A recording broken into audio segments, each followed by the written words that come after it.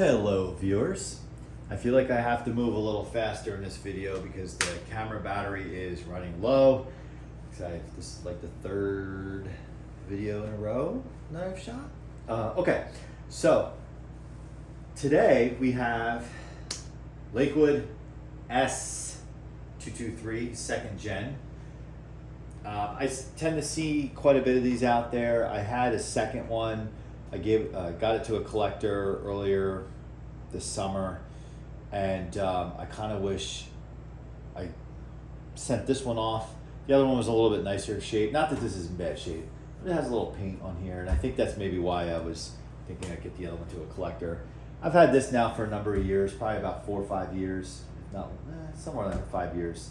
And the only thing I really need to do, you could probably do for cleaning, is I'm not so thrilled with the electrical cord on it. It's kind of like it gets all, the insulation I should say is starting to get a little rough. But other than that, it's a good fan. And if you followed the channel, I had it running in fan rotation in the window.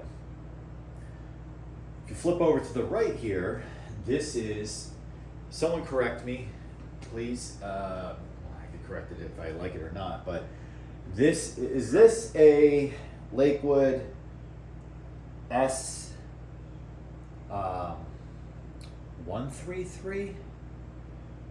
Someone let me know. I don't know. I used to kind of know what the model number was, and I remember at the time thinking, oh, that's cool. Like, that's a cool differentiator. So somebody correct me. And those of you who follow the channel or in the fan community know who Robbie Lawrence is. This was his fan. This is now my son Eddie's fan. It will likely forever be in the collection because it was Robbie's fan, and we like him very much. But that being said, as soon as Eddie brought it home that day at the fan meet, I've been really wanting to do this video, and I thought it would just be kind of cool. Much like when I did last summer of 2024, a video between the McGraw Edison Comfort fan and its little brother, the little smaller version. What would logically be next is to compare this one to the small Edison, which we should do. It would be fun. All right, so really, I want to talk about the things that are the same and the differences, right? So right away, the handle is different. It doesn't have the traditional, and I believe, if I remember what Robbie told us, he said he got it this way, I believe. But even if this is an I don't say aftermarket, but you know what I mean. It actually, I like it because it does mimic the shape of the traditional Lakewood handle. But everything else is really similar. How the badge is shaped, the switch cover, all of that. This needs some cleaning, and I know it's on Eddie's list, and it'll likely be a video. The other very, very obvious is the blade set, right? Because how could you have these blades really in a smaller form? I guess it's possible, but you would have to make the hub teeny tiny to do that, like this one, and then have the blades look like that. But I do like the 3 kind of big, kind of oval style blades. Pretty neat. This one obviously came with a stand. I should imagine that's how it was sold, but clearly, whoops, because I just loosened it. Clearly it's removable. And I would think that this fan could rival a floor fan, or maybe that's what its intent was. I don't think this fan, as much as I like it, is going to beat out an HV floor fan. It's probably not going to happen. So where the differences really continue are on the rear. And one thing to state is the grommet for the cord comes out the side. Now this is not the original cord, clearly. This cord, I think, is like 20 feet long. It's all curled up. Eddie left it that way from when he acquired it. Where this is traditional, very traditional Lakewood, like it's P counterparts, right? You know, with the rounded cabinets. really everything's the same except the cabinet on this fan from those fans. This, which is interesting to me, has a horizontal mount. And I wonder why they chose to do that. However, if I look at it, no, it's just the design. What is cool is they did the same thing that they did with these, is they kept it the same color, the paint the same color as the cabinet, which is cool. The grills are the same except just smaller, and you know, it's interesting how many screws that they put in those back then. 2, 4, 8. It's 2. It's 6, right? Yeah. So this is 6, and this motor is a little guy. I don't know. I'm trying to look for labeling on it. Read it. I really can't. Not that my eyes are the greatest. Anyway. So this is a little guy, and I don't see any oil ports. Is that an oil port on top? Maybe I do. Somebody who knows these, I don't think it has an oil port, but it doesn't look like it would be difficult to work on if you want to actually, if you had to oil it the good old fashioned way, or I should say more like the modern way, disassemble the motor. And then on the front side, yeah, there's definitely an oil port through that hub. Oops, this is good. It's cool as you just tighten that, it's fine. Yeah, so it's, the fan looks, because it has a wide cabinet, the cabinet is, it's actually slightly wider, which is very interesting. Slightly wider than its big brother, if you will, which is very interesting. So, because what made me think to look at that is, as I'm looking in, it seems like the blades are far away from me because they're towards the grill on the other side, where typically in fans with wider cabinets, the blades look like they're far from the front grill, right? Because it sits back. This is kind of the opposite, where the blades are pushed forward because the motor's a little longer relative to size. The other part about this is, because of the horizontal support, the wires to the switch run actually up the side of the cabinet, which I don't know how I feel about that.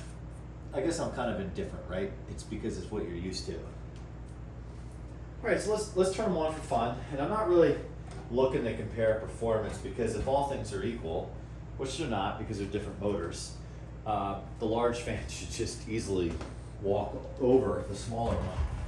But this fan, what I like about this guy is, so Eddie keeps this, he uses this, especially if Robbie's watching.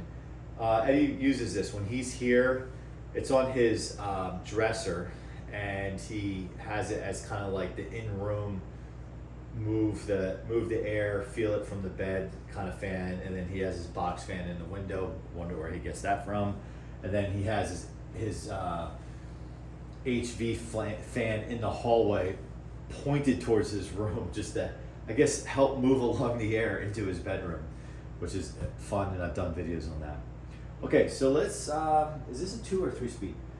So this is a 2 speed, so we're gonna just work with 2 speeds here. So let's try low.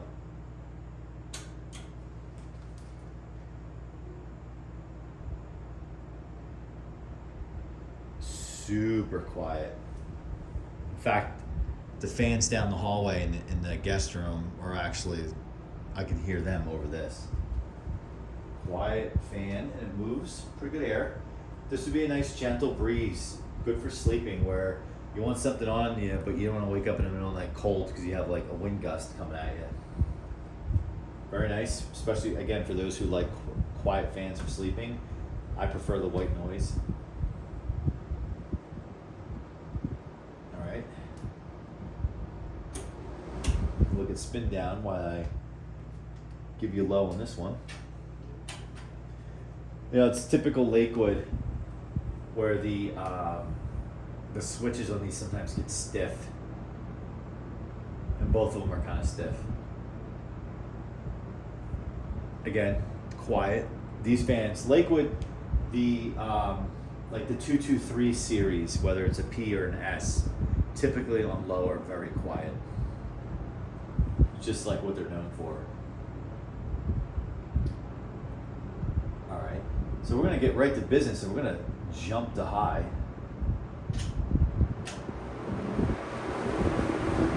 So these wake up when you get the medium through high, as you know. Sounds good, moves a lot of air. These things move a lot of air. Whether it's an S or a P, it moves a lot of A.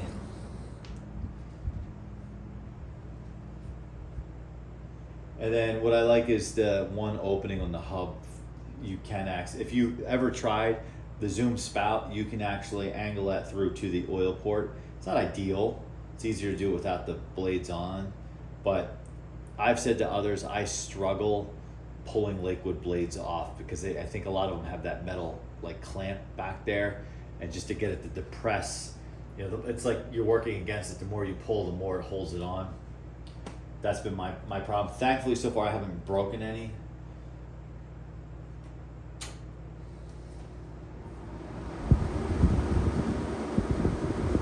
Wow, this thing moves.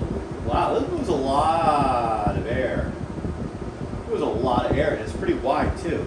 It's wider than the actual size of the fan. And this is not surprising me because I've gone in Eddie's room and stood in front of it just to kind of check it out because I dig it.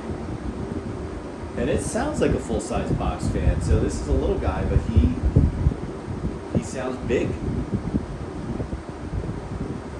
Impressive. Close. You know, maybe this is a cool vision for somebody, but could you imagine? I know Lakewood was sold at Kmart. It was sold all over the place. You know, there were stores called. There was a store.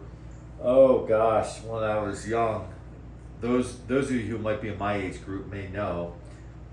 There were stores used to be called Benjamin Franklin or Ben Franklin's, and I remember when I was a little boy in the early '80s, walking down the aisle, the fan aisle, they would have one of each model always plugged in and turned on.